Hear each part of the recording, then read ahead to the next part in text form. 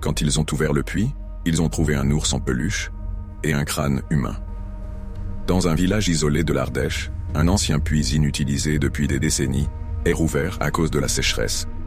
Les habitants espéraient y trouver de l'eau, mais remonte d'abord un vieil ours en peluche couvert de boue.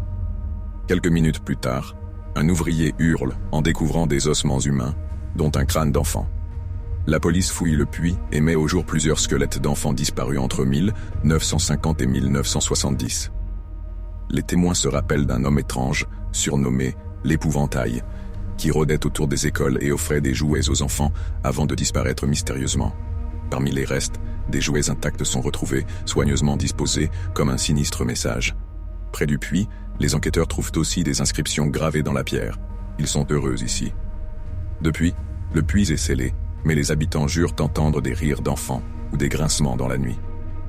Certains affirment avoir vu une silhouette immobile près du puits, comme une ombre qui les observait. Une légende raconte qu'à minuit, des pleurs d'enfants peuvent être entendus si l'on s'en approche.